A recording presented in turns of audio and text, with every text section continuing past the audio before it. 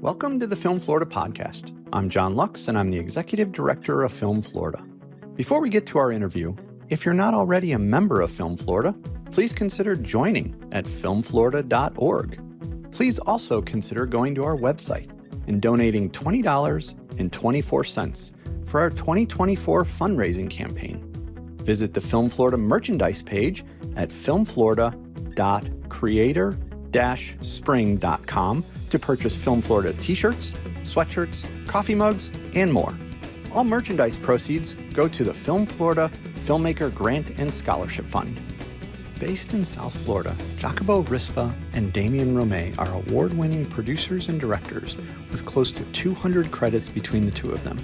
Both have produced titles all over the world, with projects airing on Netflix, NBC, Amazon, Hulu, BET, Tubi, Lifetime, Paramount, Great American Family, and Up TV. Their company, Sunshine Films, is a South Florida-based film and television production company with a successful track record making movies and television series from original ideas through post-production and delivery. We talked to Jacobo and Damián about all of this and more on this episode of the Film Florida podcast. Here's my conversation with Jacobo Rispa and Damián Romay from Sunshine Films. Welcome to the Film Florida podcast, Jacobo and Damián. Thank you. Thank you, John. So let's kind of start with origin stories. Where did you guys come from? Where did you get your start? Jacobo, you go first. Okay. Hi, my name is Jacobo Rispa, and I work in Sunshine Films, Florida, along with my partner, Damián Romay.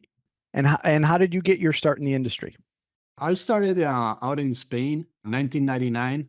My passion for movies, I started going to art house theaters in Madrid, Spain, where I would see everything from, fantastic movies from Japan to Nouvelle Vague to everything that they put. It was for me, So that's when my love for movie making started back in mid-'80s.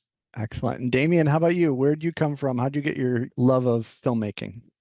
I was born in Buenos Aires, Argentina, but when I was 5 years old, my father moved to LA to go to film school, and I would go with him to his film classes, and I would help him on his short films as an actor or assistant or whatever. And ever since that day, I knew I wanted to be a film director when I started working with him. And fast forward, I guess probably about 10 or 15 years, you were recognized with the Jack Nicholson Directing Scholarship while you were at the University of Southern California's Film School. Talk about that whole experience. So when I turned 11, we went back to Buenos Aires. My dad produced a lot of iconic telenovelas of the 80s in Argentina. He was one of the first people to actually sell telenovelas internationally and turn it into a big international phenomenon and national phenomenon as well. I mean, half of the country was watching his shows, at a certain point in time. And my grandfather was also a pioneer in television. He was one of the first people to have a privately owned TV channel in Argentina back in the early 60s. So I grew up in this, and all throughout high school, I knew I wanted to be a film director. So I would do short films, work on behind the scenes stuff. My dad produced a couple of movies, so I was on the set all the time. So I applied to USC while I was in Argentina. I got in, which was no easy it was no easy task, especially back because we had no internet, or internet was totally different to what we know today. It was very difficult to communicate through phone, so everything was done by mail, and you were waiting months to get a mail that you didn't know if it was sent or you didn't receive. So at one point I decided to fly to LA to see what had happened to my application. And the admissions counselor came out with a pile of documents. She set them on the table and she said, Damián, we did receive your file. It's excellent. We love your essays. You have great grades.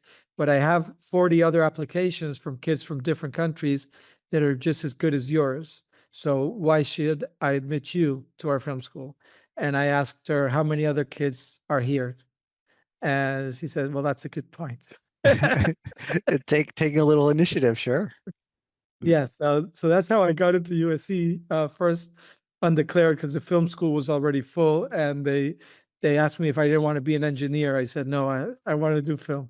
So I got in undeclared, but then I got into the critical studies program. And after that, 2 years later, I was able to get into the production program. So I double majored in critical study and film production at USC. And after that, I stayed in LA and I got a master's degree in screenwriting because I discovered that was the way I thought I was going to get into the industry was by writing. And during that time, when I was an undergrad in production, teachers chose 4 directors throughout in the whole class to direct a student project. And I was a great student, and I was really proud of my short films that, a lot of people seem to like, but I wasn't chosen as one of those 4 students who get to make that film, and I was devastated that they didn't choose me. But I thought to myself, well, I don't need them. I could do this on my own. So I called up favors from some friends and we just did a short film on our own. I wrote something about when my dad was kidnapped in Argentina. He was kidnapped for a month for extortion money during Isabela Perón's reign when he was 18 years old. Mm. So I did a short film about that and I submitted it and I got this Jack Nicholson award. I beat out a lot of grad students at the time and all these other students who had made these films. And I was the teacher who gave out the award. She was really amazed at what I had done and she wanted me to come in and talk to her grad students, about how I had done it and about the inspiration. So yeah, Jack Nicholson gave me a bunch of money to pay for film school, and then I had the chance. I got to meet him once when I went to see Simon and Garfunkel in a concert in L.A. And he was sitting really close to me. So I walked up and I said, "Mr. Nicholson, I just wanted to thank you. I don't know if you know this, but you paid for a lot of my education." And he said that yes, one of the big regrets he had in life is that he was never able to go to college because he started working very early, and that he likes to help people out, who are talented and want to study film. And he was very kind, and I really appreciate it. It was a great honor. What a great story. That is an awesome story. Now, both of you have a lot of experience in directing. So I want to talk a little bit about your approach to directing when you take on a project. Jacobo, you go first. Talk a little bit about your approach to directing. I started directing in 1999 without knowing how to talk to actors, without knowing the lenses, the cameras. I'd say that I got a prize on being with a great team that I chose by intuition. And we made something that it was nice and it had some success. But then I realized that I had to learn how to communicate with talent, and I had to know the techniques of filmmaking. So I was just like doing it by intuition and by practice. And of course, yeah, I signed for theater classes and to understand what an actor is. So I put myself as an actor. I started text analysis. So it was more like on the run, that I had to become like mostly a TV director. That means having the scenes done for the day. So that's the most important thing. So just having to manage a bunch of people and just finish the day. So I was basically a TV director for like 10, 12 years in Spain. I came here to Miami. I directed in Colombia as well. And I realized that my true passion was not being a director, but it was more like just like being a hustler or being a detonator that ignite the fire. So, the flames would take over the room. So I found that my true passion was somewhere else. I definitely got burned by analyzing scenes and scenes and scenes on such a obsessive way that allowed me to sleep. So it was like maybe 3 a.m. and I would wake up and say, no, this is the great idea for the scene. But it was a TV show. It was like another episode. And I ended up doing like 120 episodes of a weekly primetime drama. And I just became so obsessed with directing that the best thing for me was to quit. There's so much pressure on set. Also the frustration of imagining things and realizing that they were never going to happen just discouraged me. So it was just like my frustration was growing, my satisfaction was like decreasing. I said, okay, maybe this is not the place for me. And now when I go to a set, I can't stay more than 10 minutes, you know. I see like everything in slow mo. I said, damn, why are they so slow? I mean, this should be. And that comes from the time that I was so impatient just being a director, you know, and that I couldn't manage that. And also here in Miami, I met other people that were like much more. When I was directing, I was just like straight to the point, and I wanted things quickly. And you know, film is not made that way, you know. So Hmm. I was out of place, and yeah, I mean, that's it. I found that my true passion was somewhere else. But you know, I think that the great director is Damián, and he can vouch and he can. Well, that's a perfect segue to Damien. I want to talk to you about your approach to directing, and you talked a little bit about where the passion came from. But when you take on a project now, how do you see it, coming together in your head with your approach to that project? Everything for me starts with the story. So, as I told you, my approach to directing, or the way I got into directing, was becoming a writer. I always admired good screenplays. I always admired good writers and good books. I never thought I could do it myself, but I took a shot at it and was pretty successful. And now, as a director, I see everything through a writer's lens. So I try to understand when I read a script, I try to analyze, every scene, and try to understand what the scene is really about. So, what are we trying to communicate to the audience here in this moment? And once that's all clear in my head, that will inform how I'll direct the actors. That'll inform how I'll photograph it, how I'll communicate with art departments, with a cinematographer, and try to be as cohesive, as possible. So that's one part. So it all starts with the story, and a screenplay for me is a blueprint for a movie. It's not a movie. And sometimes you get a great blueprint and you say, this is, a work of art, and I don't want to change a comma here. I don't want to change a word, because everything works perfectly. And sometimes they're pretty rough. And then you got to, be able to kind of rewrite it in your head, even sometimes if you're using the same words, but kind of interpret them in a different way or give them a second meaning. So that's one part of it. And the second part of it that's very important for me is actors. So on a set, you're working with a team of creative people. And if you're lucky, a lot of great, talented people around you that have a department that they're in charge of. So the cinematographer, is in charge of the camera and the lights, and the art department is in charge of, everything on the set. You have wardrobe, in charge of the wardrobe. But there's one job that only one person has, and that's directing the actors. Nobody else on the set is going to direct the actors except the director. Hmm. So I know that's always my main responsibility, is being able to find the best way to communicate with each actor and how to get the best performance out of them. And that is not an easy task, because every actor works in a different way. And we don't have time for, rehearsals. We don't have time. If anybody has time today, filmmaking, to do that with actors, it's a huge luxury. Most of the times actors are working, all the time. It's hard to get them even, for your movie. And then you don't have enough budget to pay everybody, for extra days. So you have to really communicate with them really quickly, really effectively, understand what's their process really quick, and do what's most effective for them to feel safe, to give you the best performance that you can get out of them. Yeah. Now, both of you have produced more than 50 films each. How do you know when a project is right for you guys? I mean, I know obviously sometimes you just have to pay the bills, but for the most part, you want to pick the projects that fit you. So, Damien, talk a little bit about that from your perspective. When you read a script or a screenplay, like what jumps out to you to say, yeah, this is one we want to take on, or you know what, this isn't right for us?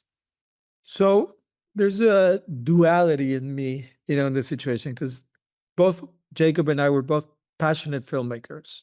We're not businessmen. I mean, we both got into this because we love telling stories. We first both loved, watching movies, and now we both love making movies, and we've never approached it as a business because our business is just making great movies, and that's what we love to do. And sometimes we might make decisions that are not so smart business wise because we put making a great movie first. First of all, it has to be a story that, that captures us, that is well told, with well-defined characters, with, good story arcs that we're passionate about. But at the same time, this is how we make a living. Right. So we also have to see if it's a movie that we can produce, within our means, and that we can sell within our means. So the first thing that catches, our attention is when something's great.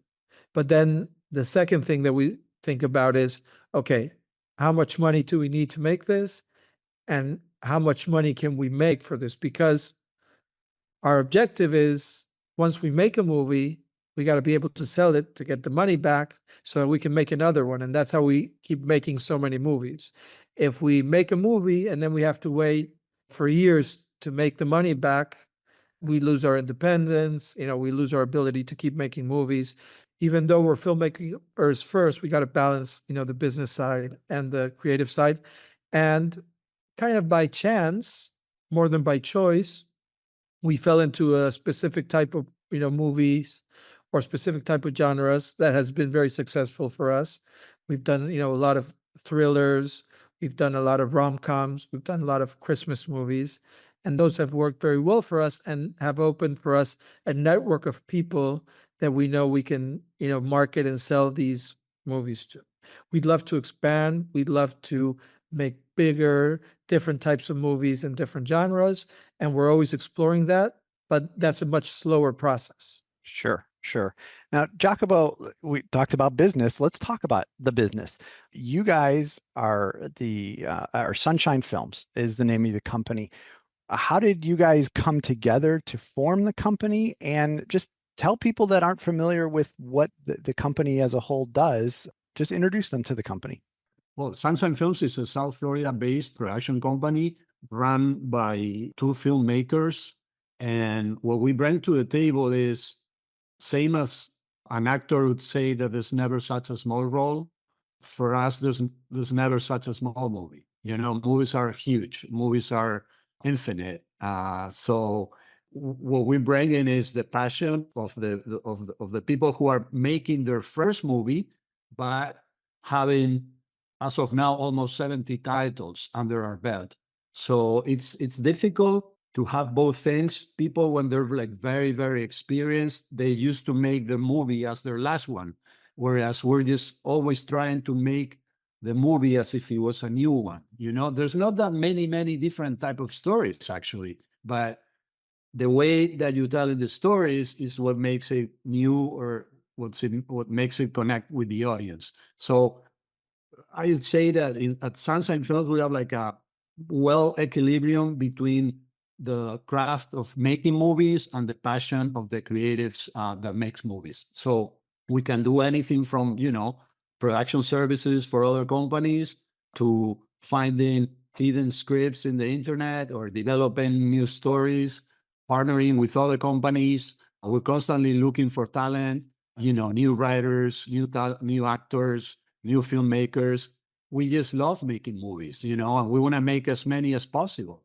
And every movie that we do is as if it was our last one. This is our last chance to do it right. If we have this thing in our head, it's just like if we do it wrong, there might not be another chance. Unfortunately, there's always one more chance, but we live as if it was our last opportunity because, making movies is a really, really tough business, and not many people can have like a career of 40 years other than, John Ford or whoever, just making movies. People transition from trade to trade. And, we think that we're so privileged to be doing this. We've been doing it for 10 years now, and we've done almost 70. So, that's what we bring to the table, the enthusiasm, the passion of the first day, but we're very, very seasoned. Yeah. Now, as we talk about, you guys are based out of Miami. Damián, talk about how important Miami is to the projects and that you guys work on? It's very important. Now Jacob is living in Miami, and I live in Fort Lauderdale. So we're in both Dade and Broward counties, Yep. and we've shoot movies in both places, in Broward and in Dade, which have some wonderful incentives. First of all, that have helped us out a bunch. But South Florida is very unique. There's not many places in the world that look exactly like South Florida. I don't think there's anywhere quite like South Florida, to be honest. When a lot of productions were moving to Canada, where they still are, Canada doesn't have anything that looks like South Florida. So that opened an opportunity for us. A lot of people who want to make movies in Miami or South Florida, or stories that would take place in a place like this, contact us. And that gave us a huge opportunity to expand our business. We love it here. It's home for us. This is where all my family is. It's where Jacobo's family is right now, and we feel we're part of this culture. Both, him coming from Spain, me coming from Argentina. We have a very international crew, a very diverse crew, and we bring a certain, joy to making movies. It is so unique when we work with people from other states, because we shoot around, different states as well. We shoot a lot in the south of the country, and we've shot all over the place. But there's something very unique about the way we do things down here. So we talked a little bit about, obviously it is challenging to make film and television here in Florida on a larger scale. You mentioned the lack of a statewide incentive, but you guys have managed to do a really great job and produce a lot of content.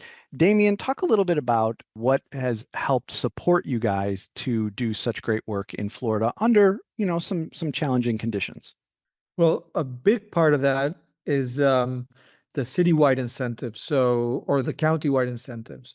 Marco Chiron in Dade and Sandy Leiterman in Broward have both been great champions of ours and have helped us immensely to make movies, not only financially with their great incentives, but also logistically. They have an amazing team, that is always there to help. And it's really, really wonderful to count with that kind of support, knowing how difficult it is. Miami is challenging for all the reasons that we've talked about, and so is Broward. And having these people, who really want to bring film back to the city is such a wonderful gift, and we are so grateful to them every day. And Jacobo, you've also talked a little bit about the importance of Sunshine Films partnering and working with other people. Talk a little bit more about that. In the last 2 years, we've been partnering with other companies. We understand that these co-productions will allow you as a production company to join and make more projects other than your own. We want to partner not only with production companies, but we want to partner with creatives, that can be writers, directors, talent that have stories to tell. And we can be very helpful since we own cameras, lighting, tracks. We own all the tools to make a movie. And we're just eagerly looking for new projects to join, So if you're a creative in Florida and you hear this, please don't hesitate to reach out to Damián or me, with your project. And we're enthusiastic about making movies, and we want to help people that are starting to make their movie. We bring also insight from distribution. If there's a need in the market for that, or we can work with them to tailor that production so it's widely shown and it finds its audience. We'll talk about the authenticity of what you're just talking about, of having that diversity within your crew base and your creative team, on how that translates into getting on screen. It's just the Miami flavor, the joy. People are very surprised sometimes when they come from LA or from other places, and they see us, how we do things.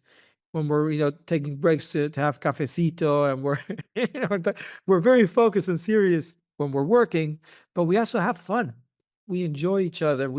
It's a good time. I mean, making movies with us is a good time, and actors appreciate it so much, and crew that comes, from other places, and appreciate it so much. They're used to working in such a cutthroat industry where people are mean and people, it's a dog eat dog world, and here everybody's friendly and nice and having a good time, and yeah, we think you can do both of those things. We think you can work hard, and make a good movie and also enjoy what you're doing. We don't want to lose the passion of what we do. This is, our lives.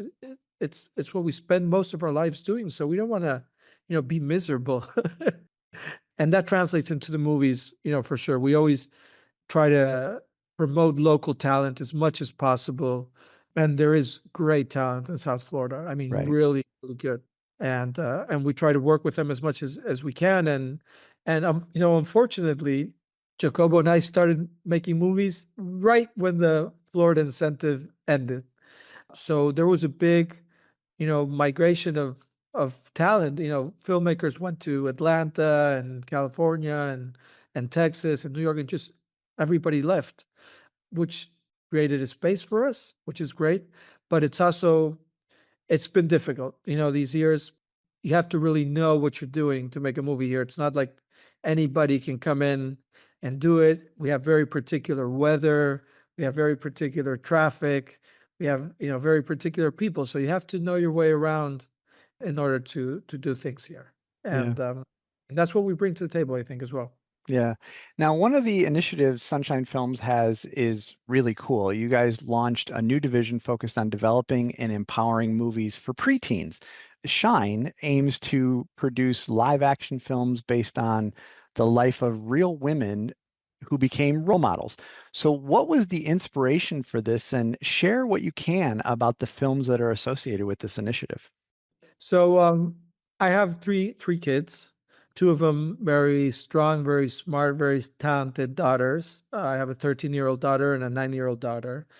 And I've noticed throughout the years, there's no good content for them to watch on TV. We really struggle as a family. I love watching movies, and when I want to sit down with them and watch something that we can all enjoy, we have a very hard time finding stuff that's entertaining and that's actually good for them, for their confidence, for their brain, for everything. It's just really difficult. That's when we decided that we wanted to do it ourselves.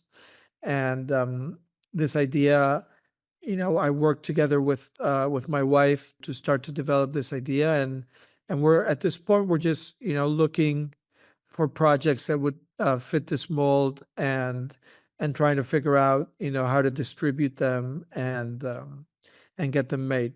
So it's something that's still in development, but it's something we're really passionate about as well, and would really like to get going. Yeah, that's a really cool concept. When I read up on it a little bit, I actually got really excited for you guys for that. I think it's a great thing. Jacobo, tell us a little bit about any of the upcoming projects that you're able to share, just so people have something on their radar to keep an eye out.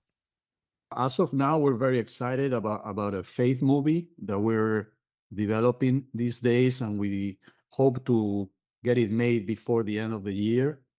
And that will bring a lot of satisfaction as filmmakers, and as well, I think that it will continue a line that we started with a movie called Learning to Love. This will be like a natural continuation of that, but expanded. And yeah, we're very much looking forward to that. Also, we have a couple of thrillers that we want to do in 2025. This year, we've done 11 movies so far, Wow. 2024.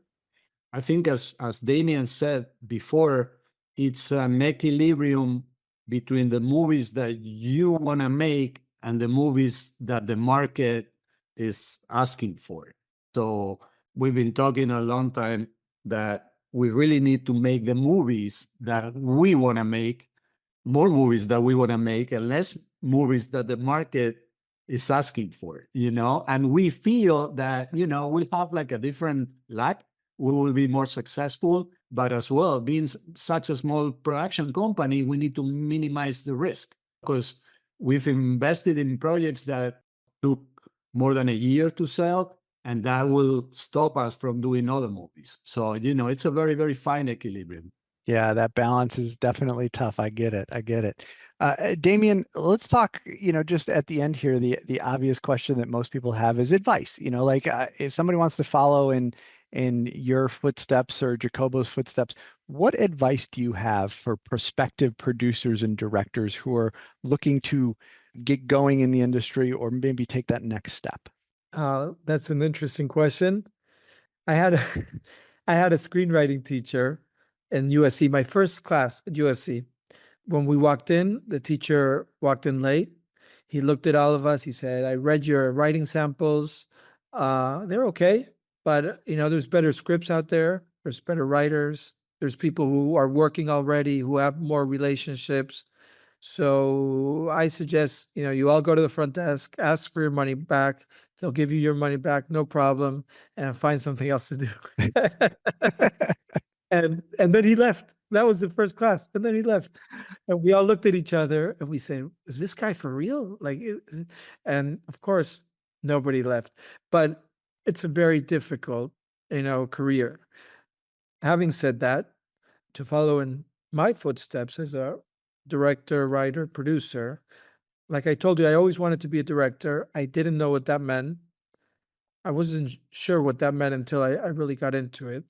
But I was lucky enough when I was taking a leadership class at USC. It wasn't a film course. They had this class where the president of USC at that time and the head of the business school, Warren Bennis and Steven Sample, they were giving this leadership course where they chose two students from each of the majors, the two high scoring students from each of the different majors, invited them to take a leadership course with them. And I took that leadership course. And one day the teacher walks up to me and says, next week we're going to have Robert Zemeckis here. And I know, you love film, so maybe you want to write him a letter. So I wrote him a letter. And when he came to class, I gave him the letter. And his secretary called me right after the class and asked me if I wanted to have lunch with him at the Universal Studios lot, where he had his production company at the time, Image Movers, I believe it was called. And we went to lunch together. And he asked me, he said, "Okay, Damien, so you're a very talented kid. What do you want to do?" And I said, "Well, I want to be you." And he said, "Well, if you want to be me, you can't work for me." And I said, "Why is that?" He said, "I hate to say this, but unfortunately, I have a hard time looking at my assistants as, filmmakers. I always see them as my assistants." He's like, "If you want to become a director, you have to write an incredible script, and that the only way I can ever make that movie is if I let you direct it, and then maybe I'll let you direct it and I'll produce it." And he told me his story about how he became a director, and it was also through writing. And he told me many other things. Writing is not only a great way to get into directing, but also it's a very meaningful way because you're not telling other people's story, you're telling your own stories. Hmm. When you're a director and you don't have material, how do you get somebody to trust you with their material? And how do you get that shot? He says, "Yeah, you can be a commercial director, you can be a music video director, or you can do short films, but then you're always competing for the job with people who have already directed feature films. So if you have people who have already directed feature films, why are you going to give the job to somebody who did a short film, a commercial, or a music video?" And so I thought about it for a while. I never considered myself a writer, but I gave it a shot. I started writing little by little, and I fell in love with it. And lo and behold, that's how I got my first opportunity as a director, was as a writer. And that's how I got my first opportunity to direct. And that's how I got my first opportunity to produce. And now I don't write as much as I used to because of the volume, that we work. We don't get a chance, but I am very passionate about it. I'm passionate about writing, and I'm passionate about reading great scripts. When I fall in love with a script, it's what I think it's what I love most about my job. It's just reading great material and writing. So my advice, if you want to be a director and you want to be a producer, consider writing or finding a great writing partner at least. I love the advice of essentially don't have blinders on. Be, open to other things. It will lead to either getting better at what you want to do or you might find a passion that's even stronger than what you thought it was. So I love that. Jacobo, how about you? Advice for people that want to follow in your footsteps? My advice for anyone that wants to do anything that's beyond making movies or filmmaking is just two things. First, do it with passion, because if you don't have passion, you're not going anywhere. And second, if you don't put more effort than the others, you're not going to make a difference. I mean, yes, there's like incredibly talented people. I don't know if they're necessarily the most successful people, but I think that being persistent and just not allowing yourself to fail is what's gonna make you at the end of the day just make it. Yeah. That's I think that it's a very thin difference between the people who are actually doing it and the ones that are not doing it. And I came to this country being like 41. I had completely lost my English for like 20 years. And then I had like to restart again. And I don't think I'm smarter than anyone. So if someone coming from another country can make it, anyone that puts the work, the hours, the effort, that has the desire to make it, there's no excuse not to make it, because at the end of the day, you just gotta put the hours, the effort. If you want to be a writer, you need to write, nonstop, nonstop. Don't wait for the amazing idea, that is gonna just like make everyone applause. No, just like you need to be throwing ideas after ideas. If you're an actor, unfortunately, you gotta be approved by other people. You gotta be selected. So I'll say, if you're an actor, just make your own stories, film your own stories, put yourself out there. Don't stop yourself from acting. Don't wait until someone else puts you to act. Just act yourself. Just get an iPhone, do something, and start practicing. Because at the end of the day, it's mostly, I think it's mostly a question of practice. Of course, talent and technique is necessary, but you need to practice. If you want to be a producer, there's many different types of producers. You have producers which are attorneys. You have other producers which are friends of celebrities. Then you have I'd say like blue collar producers like us that love making movies, So you have producers that make one movie in 10 years, or you have producers that make 10 movies in 1 year. So what type of producer are you, So if you want to be a producer, definitely you need some people's skills. You need to be able to talk to people, and you need to be able to work as a teammate. You want to be the star, I mean, that's great, but you got to be just like all day just doing teams with other people. You need to be like a matchmaker, putting people together that you think that they're going to do like great things together, And of course, always think that there's never such a small movie, because people, they start talking about movies and they're always talking about the budget. But, it's not about the budget. It's something else. It's about doing it or not doing it. And that drive, you need to have it. You don't have the drive, you will never have the budget for it. No. But it's just like, okay, let's forget about the budget. We're going to do this regardless of the budget. You got to short the budget and beat the budget because the budget will always be your enemy. So just beat the budget. Don't think about the budget. Think about the story, as Damián said. Just think about what's the best way to do that story and keep trying. Everyone can make it. Great advice. Great advice. Damián, how can people learn more about what you guys are up to and everything about Sunshine Films? They can visit our website, which is sunshinefilmsflorida.com. If they go to contact us, they can contact me. I always read the emails that people send me through there. I think our information is also available on IMDb. We're very accessible, maybe too accessible. But I always try to respond to, as many emails as I can, and I try to read everything that I receive. And like Jacob said, we're always looking to work with great, talented people. So, if you have a great story you want to tell, and you want to share it with us, we're open. We're always looking for new talent. Feel free to contact us, and especially, of course, local talent. We're looking for people in South Florida. We love making movies here. We want to keep making movies here. So feel free. Excellent. Well, Jacobo and Damián, thanks for spending time with us today to share your stories and your expertise. Keep up the great work. We sincerely appreciate the work that you're doing here in Florida, as well as we appreciate you being Film Florida members. Thanks so much for being on the Film Florida podcast. Thank you so much. Thank you. Thanks for listening to the Film Florida podcast. For more information about Film Florida, go to filmflorida.org and like or follow our social media pages. If you're not already a member of Film Florida, please consider joining at filmflorida.org. Please also consider going to our website and donating $20.24 for our 2024 fundraising campaign. Check out the Film Florida merchandise at filmflorida.creator-spring.com.